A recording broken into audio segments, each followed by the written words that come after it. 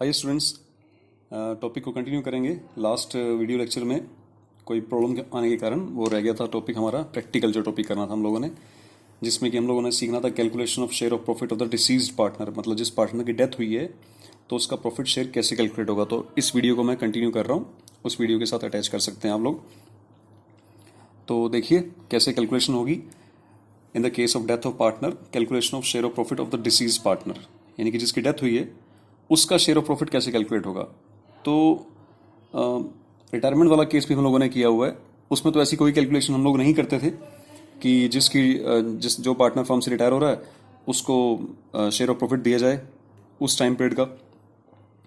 ऐसा क्यों होता था, एक छोटे से एग्जांपल से समझिए। जब रिटायरमेंट वाले केस में हम लोग क्या लेके चल रहे होते हैं, हम लोग रिटायरिंग पार्टनर को ये कह सकते हैं या फिर एक म्यूचुअल अंडरस्टैंडिंग होती है आपस में कि अगर आपने रिटायर होना है तो at the end of the session आप रिटायर हो सकते हैं। रिटायरिंग पार्टनर को ऐसा कह सकते हैं हम लोग। जैसे हमारा अकाउंट क्लोज होता है 31 मार्च एवरी ईयर, तो रिटायरिंग पार्टनर को हम लोग बोल सकते हैं कि आप 31 मार्च को रिटायर हो जाना।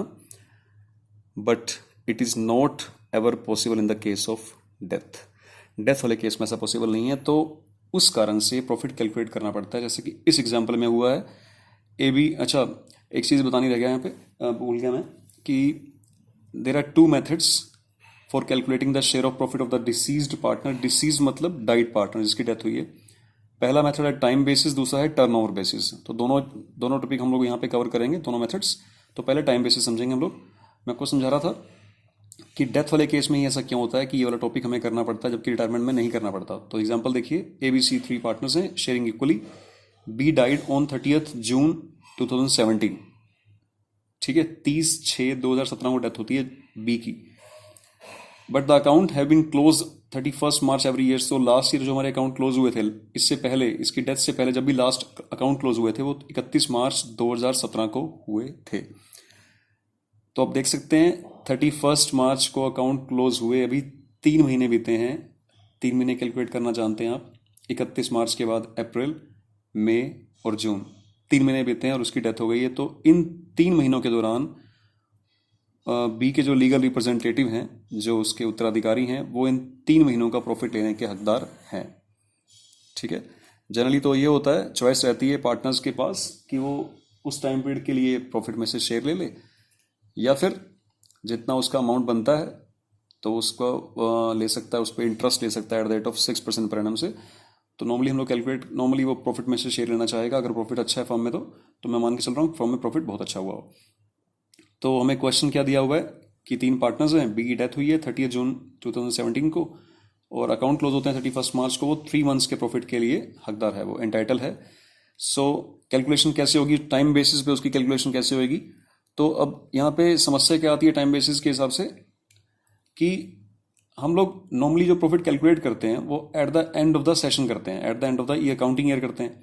अब अकाउंटिंग ईयर तो जस्ट अभी क्लोज हुआ है, अब अगला अकाउंटिंग ईयर क्लोज होगा 31 मार्च 2018 को जाके। तो उसमें भी 9 महीने पड़े हैं, है ना, क्योंकि 30 जून है अभी। तो 9 महीने पड़े हैं उस केस में भी। तो अभी तो अकाउंट क्लोज होना बाकी, अभी तो सेशन क्लोज होना बाकी है। 9 महीने के बाद ये वाला अकाउंटिंग ईयर हमारा क्लोज होगा, लेकिन उसको अभी शेयर ऑफ प्रॉफिट अभी देना है क्योंकि उसकी डेथ हो चुकी है। ठीक है, तो उसको कैलकुलेशन के लिए हमें लास्ट ईयर के प्रॉफिट्स को बेस मानना पड़ता है। तो क्वेश्चन में कोई ना कोई कंडीशन दे रखी होंगी आपको, जैसे कि लास्ट ईयर के प्रॉफिट को बेस मान लो, लास्ट 2 ईयर के एवरेज को बेस मान लो, लास्ट 3 ईयर या 4 ईयर के एवरेज को बेस मानते हुए इसको इस साल का प्रॉफिट में से शेयर इसको दो, जितने टाइम तक हमारी फर्म में ये रहा है इस सेशन में, करंट सेशन में। तो कैसे कैलकुलेशन होगी उसकी, जैसे मैं क्वेश्चन लेके चल रहा हूं कि इसको जो प्रॉफिट का शेयर देना है उसका बेस क्या मान के चलना है, आपने लास्ट 3 ईयर्स का एवरेज प्रॉफिट लेना है। तो मैं एक एग्जांपल लेता हूं कि लास्ट 3 ईयर्स का एवरेज प्रॉफिट क्या है। देखिए लास्ट ईयर्स बनेंगे हमारे 14-15, 15-16 एंड 16-17। ठीक है, ये सेशन बनेंगे। तो लास्ट ईयर के मैं प्रॉफिट्स लेके चल देता हूँ, जैसे कि 40, 60 एंड 80। लास्ट ईयर्स में आप लोगों ने ये प्रॉफिट कमाया, इनके टोटल करेंगे तो टोटल बन जाएगा इनका 180। 3 ईयर्स हैं तो इनका एवरेज कैसे निकालेंगे, एवरेज प्रॉफिट कैसे आएगा, 180 डिवाइड बाय 3 करेंगे आप, तो एवरेज प्रॉफिट आ गया 60,000 बोल सकते हैं इसको आप, अगर मैं ये सारी टर्म्स 1000 में यूज़ करूँ तो 60,000 एवरेज प्रॉफिट आ गया। इसमें से इसका शेयर हम लोगों ने कैलकुलेट करना है। ये टाइम बेसिस मेथड है। कैसे कैलकुलेशन होगी उसके शेयर की वो देख लेते हैं। बड़ा सिंपल है कि 60,000 रुपीज़ इस साल का प्रॉफिट हम लोगों ने अज्यूम कर लिया on the basis of last 3 year average profit. तो करंट ईयर का प्रॉफिट कितना हुआ, फुल ईयर प्रॉफिट फर्म का, तो फर्म्स फुल ईयर प्रॉफिट हम लोगों ने जो अज्यूम किया, जो कैलकुलेट किया, दैट इज 60,000। ठीक है, इसमें से उसको शेयर देना है। ये फुल ईयर का प्रॉफिट है। पहले इसमें से 3 मंथ का प्रॉफिट आप कैलकुलेट करेंगे। 3 मंथ का क्यों, क्योंकि उसको 3 महीने का ही शेयर देना है। 3 मंथ का प्रॉफिट कैलकुलेट करेंगे, उसके बाद उसमें से उसका शेयर देंगे। पहले हम लोगों ने जो अभी कैलकुलेशन की एवरेज प्रॉफिट, वो है average profit of the full year, उसमें से 3 मंथ का प्रॉफिट, ये 3 मंथ का प्रॉफिट हो गया, इतना इतना हिस्सा, और 3 मंथ के प्रॉफिट, फर्म के प्रॉफिट में से उसका, सिर्फ उसका शेयर, बी का शेयर 1/3 है, वो हम लोग कैलकुलेट करेंगे। तो इसकी अमाउंट कैलकुलेशन कर लेते हैं। इसकी अमाउंट आ जाएगी 5,000 रुपीज़। तो उसको 5,000 रुपये देने हैं, ये वाला केस है। ऐसे कैलकुलेशन होता है किसी भी डाइट पार्टनर्स का share of profit. Second method समझिए, टर्नओवर बेसिस। हाँ, एक और चीज़ कि इस 5,000 रुपये को फिर हम लोगों ने जर्नल एंट्री में कन्वर्ट करना है। जर्नल एंट्री कैसे कैसे देंगे उसको हम लोग, एक जर्नल एंट्री बनेगी यहाँ पे, वो रहेगी profit and loss suspense account debit to B's capital account, और इसको अमाउंट ट्रांसफर की जाएगी 5,000 रुपीज, 5,000 रुपीज। नरेशन क्या बनेगी, for the share of B's profit transfer to B's capital account. अब आपको एक नया अकाउंट सुनने को मिल रहा है यहाँ पे, profit and loss suspense account. क्या है ये अकाउंट, इसके बारे में जान लेते हैं, फिर नेक्स्ट टॉपिक की तरफ चलेंगे।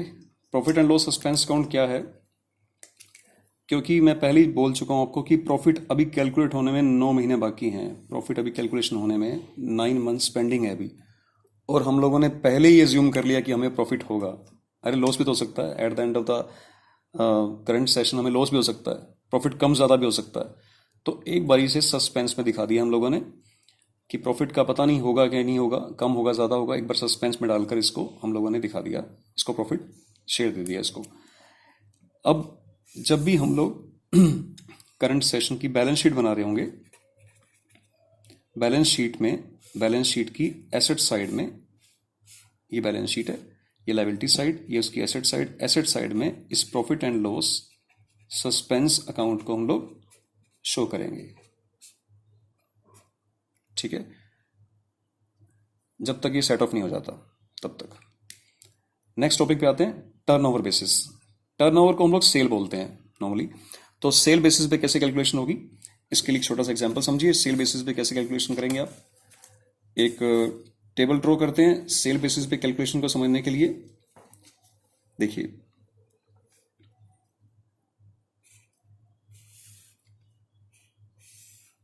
टॉपिक सिंपल है, बस एक बार समझ आ जाए। सेल प्रॉफिट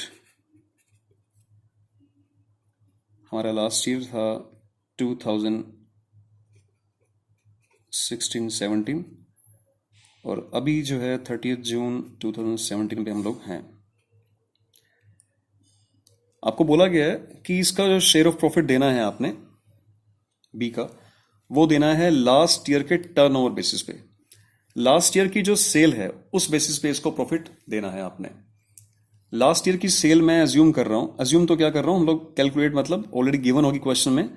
मैं यहां पे अज्यूम कर रहा हूं कि लास्ट ईयर हमने सेल की थी 2 लाख रुपीज की, और प्रॉफिट अर्न किया था 80,000 रुपीज का उस सेल के हिसाब से। इस साल अप टू 30 जून जब उसकी डेथ हुई है तब तक का जो हमारी सेल हुई है 60,000 रुपये सेल हो चुकी है, तो प्रॉफिट कितना है, ये हमारी कैलकुलेशन है। ठीक है, तो इसमें परसेंटेज बेसिस पे भी कैलकुलेट कर सकते हैं और स्टेटमेंट भी लगा सकते हैं। स्टेटमेंट इजी रहेगा। स्टेटमेंट कैसे होगी, जैसे इफ देन की स्टेटमेंट होती है, that if the sale is 2 lakh then the profit is equal to 80। If the sale is 1, then the profit will be 80 by 200. If the sale is 60, then what will be the profit into 60। तो यहाँ से calculation हो जाएगी इसकी, ये होगा profit हमारा 24,000, मैं 1000 में कन्वर्ट कर रहा हूँ इसको, ठीक है। प्रॉफिट आ गया, ये प्रॉफिट है फर्म का, क्योंकि सेल भी फर्म के ले रहे थे हम लोग, प्रॉफिट भी फर्म का आया। बस ध्यान ये रखना है ये प्रॉफिट 3 महीने का प्रॉफिट है। पिछले मेथड की तरह इसे अब 3/12 मत कर देना, इसमें से सिर्फ आपको बी का शेयर कैलकुलेट करना है। और वो कैसे निकलेगा, ये फर्म का प्रॉफिट है 3 मंथ का, क्योंकि ये 3 मंथ की ही सेल थी ना, अप टू 30 जून की सेल थी। 3 मंथ के प्रॉफिट में से उसका 1/3 शेयर कैलकुलेट करेंगे, अमाउंट आएगी 8,000। उस 8,000 की आप जर्नल एंट्री कर देंगे, सेम जर्नल एंट्री बिल्कुल ऐसे ही करनी है आप लोगों ने। Profit loss suspense account debit to B's capital account, amount change हो जाएगी, 8,000 नरेशन वही रहेगी, तो सस्पेंस अकाउंट आपका 8,000 से बन जाएगा। तो ये टॉपिक था। फिर भी कोई क्वेश्चन इसके रिगार्डिंग हो तो आप मुझसे पूछ सकते हैं। वैसे सिंपल टॉपिक थे, और ये टॉपिक आपको ज़रूर करना पड़ेगा, क्योंकि डेथ ऑफ पार्टनर वाले केस में नॉर्मली हम लोग डिसीज्ड पार्टनर का ही कैपिटल अकाउंट बनाने को मिलता है आपको एग्जाम में, तो उसमें शेयर ऑफ प्रॉफिट तो उसको देना ही देना है आपने। Thank you so much.